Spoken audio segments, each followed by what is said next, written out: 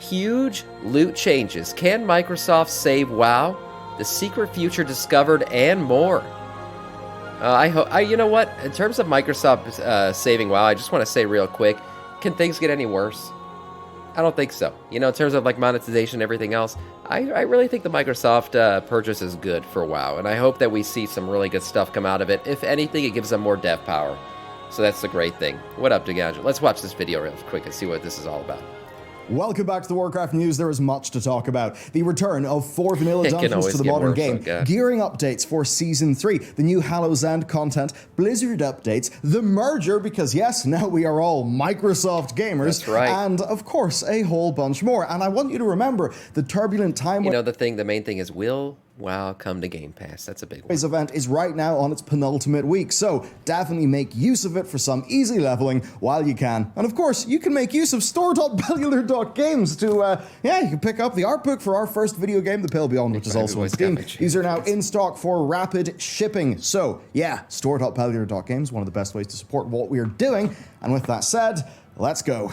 Okay, let's talk about the merger then. So, I've seen some headlines going around, some YouTube videos. Basically, I think it was mostly one from Stylosa, which I think is a very charitable, very hopium-like take on what the whole situation with Microsoft could mean, in his case, for like the Battle Pass and the business model of Overwatch. Now, there is actually some good news, and it seems they are relooking. You know, when I said it can't get any worse, I guess Overwatch is something, an example of what can be the worst. Overwatch 2 couldn't get any worse, literally. So I think Microsoft, the seasonal pass, I'm sure, is going to be something that's included with Game Pass. I think Microsoft already does that with some other stuff, that if you have Game Pass, you get a season pass every season. So that'll be nice for Overwatch and all the skins and everything that exists currently in the game. Yeah, Overwatch could be great again. I really think it could. It's in a bad spot now, but I think Microsoft could do some things to bring Overwatch back into the FPS tops of the genre earlier next year to make it seem a bit better. But I think TLDR, I had my team look into it, the same team that does the research for our news channel, which we put content on every single day. And overall, I would not be full of hope that suddenly like business models will change and some of those modern Blizzard frustration things. I don't think the business model will change, but I think Game Pass will add to the business model in a good way. I've got a deep dive of the merger in the works for our news channel, and if you don't know, we do daily content there, so you can check that out. Be better. But yeah, that's basically the situation. Now, what Phil Spencer did talk about in the interview that's been doing the rounds could be relevant to us, though, because he talked about legacy titles and IP, about launching them in a way that is basically not a cash grab and that is meaningful with love from the developers. And that certainly is a nice thing to hear him say. Of course, he is in the position of now owning Activision and Blizzard and all of their legacy IP. So that means, of course, like the Lost Vikings and many other things. Also, the likes of, say, Warcraft 3. Reforged. Now, compare the launch of Warcraft 3 Reforged They're going to do Warcraft 3 Reforged. Yeah. Age of Empires 2 Definitive Edition. Now, there is a bit of hope here because a few months ago there was a... Now, I will say something. You know what one of the best reforges or remakes was? Was the Age of Empires. Age of Empires, that's Microsoft did that. It was great. The reforging of it or whatever, the upresing, they did a great job. They did what Blizzard should have done with Warcraft 3. So, if Microsoft is anything, they're at least good at reforging. So that's a plus. Right, from Blizzard, right? And this survey basically included features of what a Warcraft 3 sort of soft relaunch would actually look like. It basically said it would have like ranked play, leaderboards, player profiles, clans, tournaments, and custom campaigns from like the original game, but also potential new reforged features of a legacy Warcraft 3 in-game art update. That would be awesome because, let's be real, War 3 Reforged, man, the art style, they just, I mean, let's be real, they missed it. Also, UI and UX revamp, so new menus, lobbies, chat, all of that. Nice. A storage size reduction, which would be very welcome, and reforged campaign improvements and reforged environment art reworks. So basically that sounds like it could go to be quite a lot of work. So, War 3 Reforged, Blizzard have seemingly been thinking about it. They've at least been asking their audience. You then look at Microsoft, how they've treated legacy IP quite well, and that is, I think, pretty damn good. That's what I'm saying. The final thing I will say is that there are some differences between third-party incentives and first-party incentives. As an example, if you're Sony, you've got God of War, The Last of Us, right? You want those to be absolute 10 out of 10 stunner games. you're not necessarily going to be thinking about how to maximally monetize the long tail of those games other than them just being really good, selling copies. And also, Stoic. Blizzard said that because Dota essentially came out of their old Warcraft engine, and they own no rights to it. Yeah, so of course. But by the way, not only does Blizzard do that, everybody does that now. Everybody does that now. Dota was a lesson for the entire industry. Nobody will let you make a game in their engine and not own the rights to it.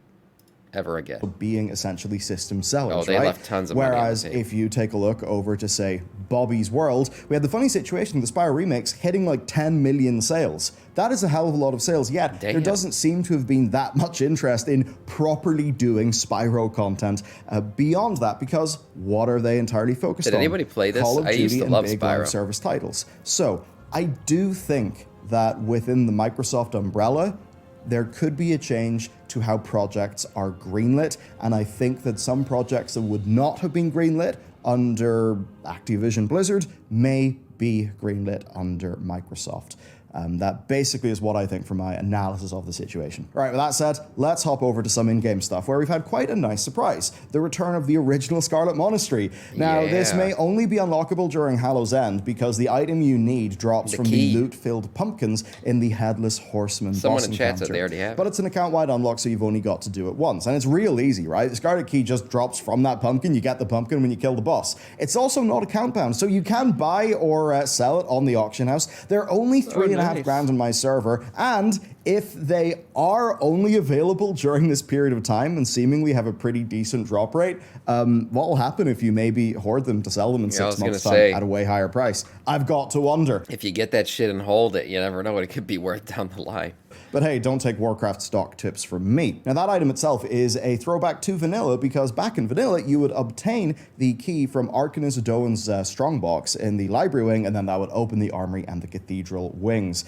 Pretty neat, and to activate it you just need to go into the non-instance part of the monastery. You'll see this keychain in the wall, you just need to interact with it, and then you'll get the Scarlet Key buff, and that buff will get you into the original versions of the Scarlet Dungeons. And if you're saying why though, well, number one, it's nostalgia. Cool. Number two, it is restoring legacy content to be like accessible within Warcraft, which is great. And number three, there's a whole bunch of previously unavailable transmogs in there. So look, this ain't massive, but it is a really nice surprise, and I think between this, Scholomance, and Naxxramas, Blizzard have been showing a lot of love to Lordaeron. Lordaeron is a part of Warcraft that is crying out for more story. And the excellent Forsaken questline of 1017 kind of just made me... If they're going to do anything with Lordaeron, I just want them to break... I hope they can do the whole Forsaken, leaving the Undercity, you know, coming back into the light, like no more shame, no more living underground, all that shit. Like they played out the story that way, and then they rebuild Lordaeron.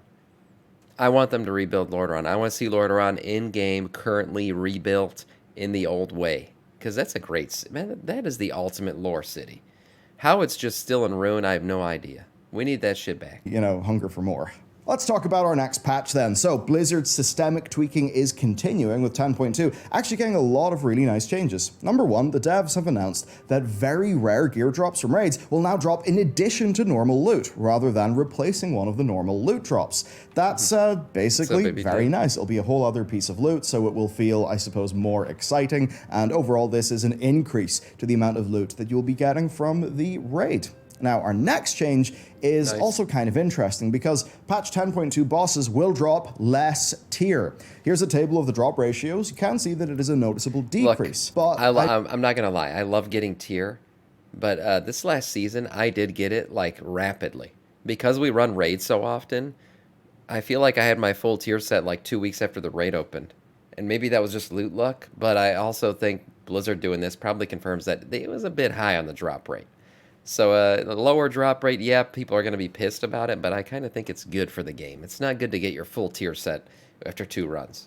I would definitely caution against being worried, because this is going to be taken in the context of other things. Number one, the Revival Catalyst is available from week 1 of Season 3. There you go. Last season, it was like week 7. And that means that by the time the Catalyst would have been active per the old schedule, you'll already have been able to make like 3 bits of tier gear, and you'll be almost able to make a 4th. I agree, Lucas. Since the Catalyst uses regular gear drops to create tier, it actually increases the value of those regular gear drops and somewhat decreases the relative value of the tier tokens. So overall, basically, do not worry. The average player will get their 2 and 4 piece bonuses like faster and more reliably, especially if you're a player who only plays Mythic Plus.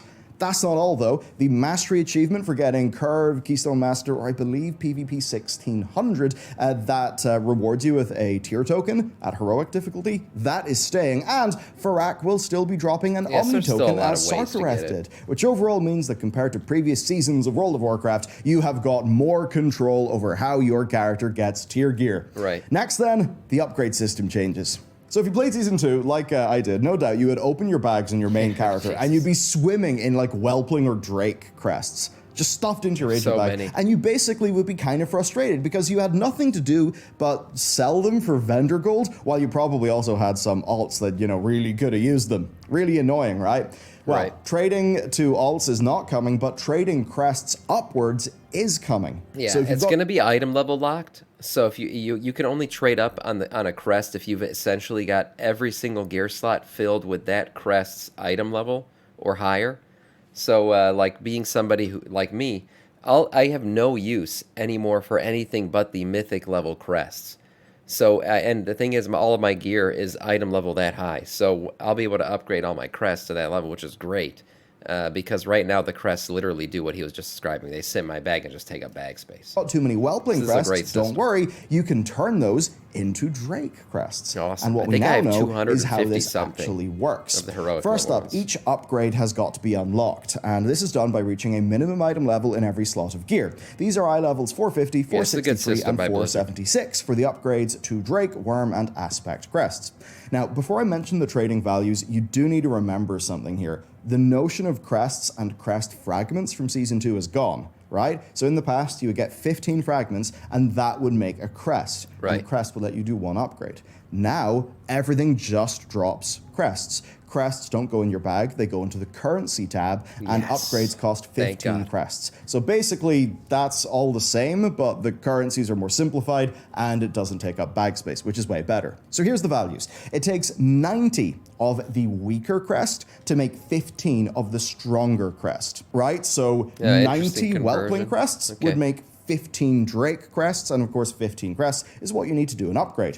And it's kind of funny, this lets you do a bit of a fun calculation. You can work out how many Whelpling crests is of equal value to an Aspect crest, and the answer there is 36. Right. Meaning that to get 15 Aspect crests, what you would need for an upgrade, if you were only converting with Whelpling crests, it would cost you 540 of them. Holy crap. Now, is that massively meaningful information? Not really. Is it kind of interesting? Yes, it is. I mean, I don't really know of any people who'll be upgrading their mythic raid gear using Whelpling crests, but hey, I wouldn't put it past them. Now, drop rates of crests, relatively speaking, are the same. So as an example, timing Mythic plus Dungeon will get you 12 crests. What is interesting here, though, is that the cap is actually lower. So Mythic Plus is a good way to get crests, and especially at the Mythic level. I feel like before Mythic, if you're going for any of the heroic level crests, rating is the best way to do it. But after that, obviously Mythic rating is like a whole nother level. So it's best just to do keys for those, or do the Mega Dungeon.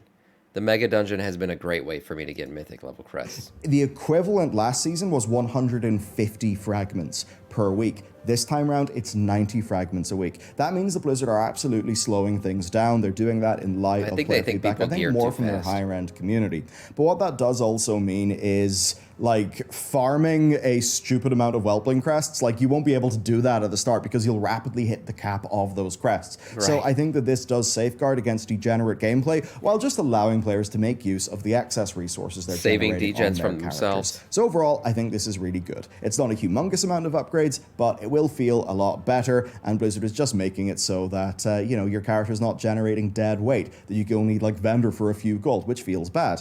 And then remember, this works in tandem with another systemic change. If you are capped on one type of crest for the week, but you do a piece of content that would normally award that type of crest, then it will just award the crest one level below. So if you're capped on, say... Like, obviously the reason why they're doing that, and kind of Mythic hinted at, is to prolong the season, which is fine. Look, I mean, I geared out so fast this season, I did get bored, I'm not going to lie, and I don't have alts, so I just kept, like, now I'm just grinding out, like, a few slots, or a few item levels here or there, maybe, which is fine. But I guess it'd be fine also if they just prolong this process a little bit. And that's what they're doing. Don't forget, this whole upgrade system is a new thing. right? This has never been something that we've been able to do really, besides like upgrading, like adding. The most equivalent thing would be adding gem slots or something to your gear, like socketing gear. Like that was a way to upgrade gear, but like upgrading the item level like this, no, this is cool. This is good, and it's okay if they prolong the process a little bit. It did go very fast last season. And you do content that would usually drop worm crests. Instead, that will drop drake crests until you're at the cap for the drake crests, in which case it would then drop whelpling crests. Overall, that's really good for people who say do a lot of Mythic Plus, or maybe do both Raid and Mythic Plus.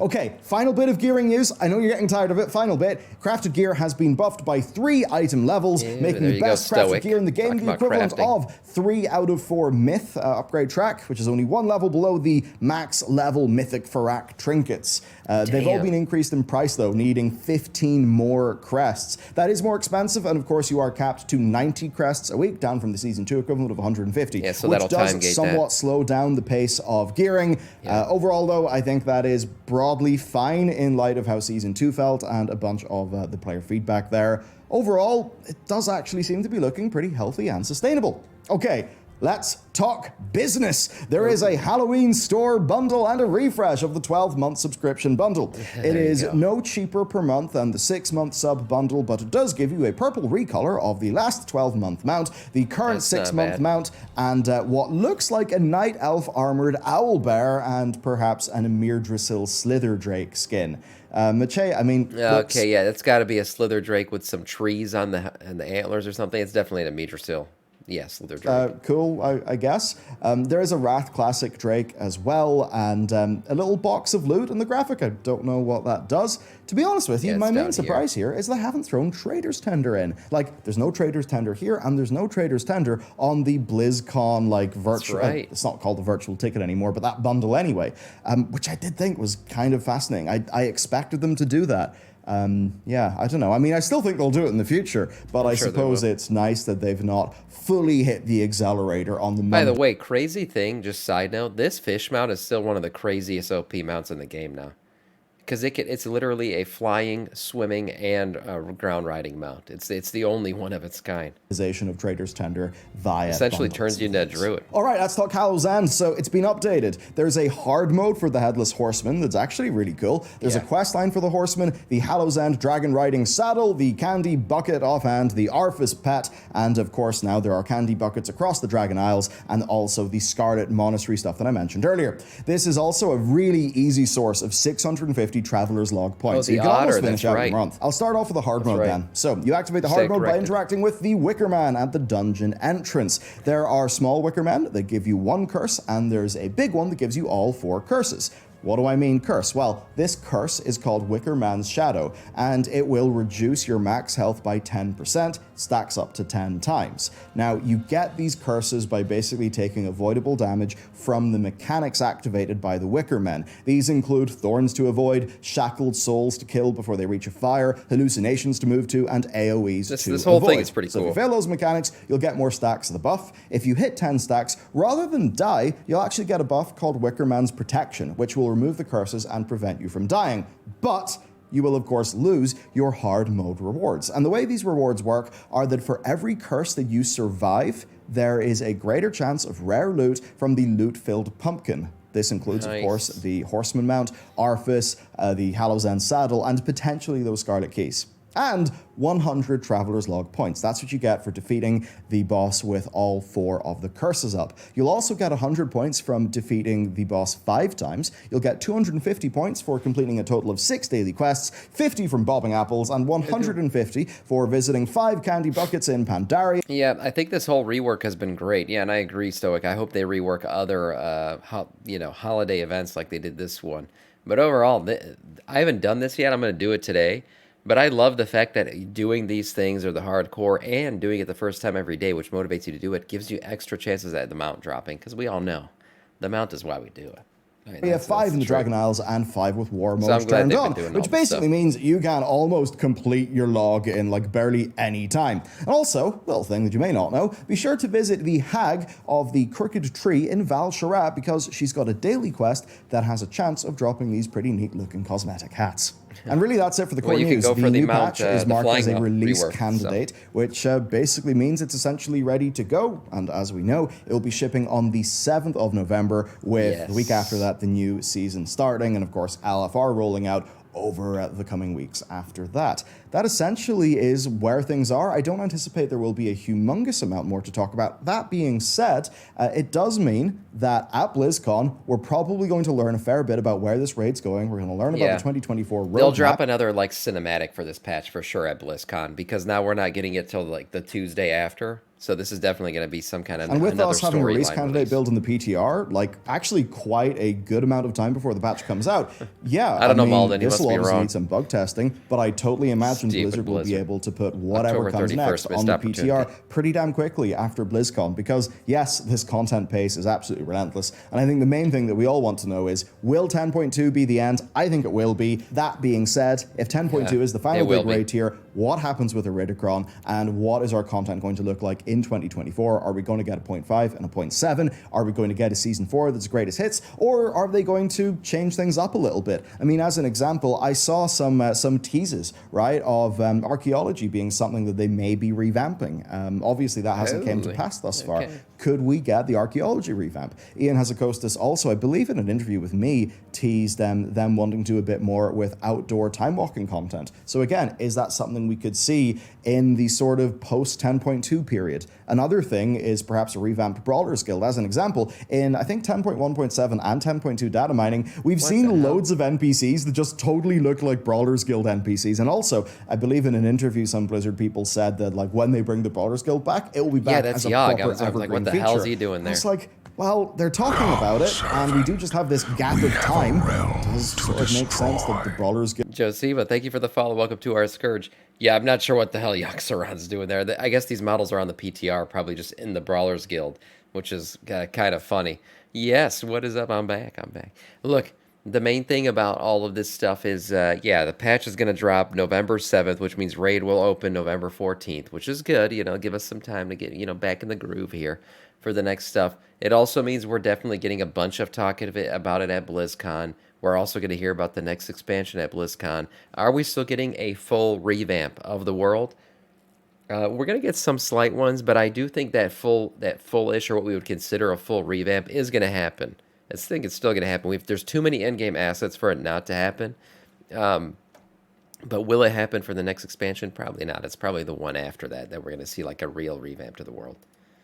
Guild would make it in there. In which case, would that be the piece of Mage Tower-like content that they said they really wanted to do within Dragonflight, or could we expect that as perhaps another thing? That's really what's in the future. And as for the lore Q&A that I know has been doing the rounds, I've actually already recorded a video on that. It came out really long, way too long for the WoW news. So we're cutting that down, and it will probably have been out before this video, so you can check that out next. With that said, thank you for tuning in. Enjoy Hallow's End, and I'll see you next time.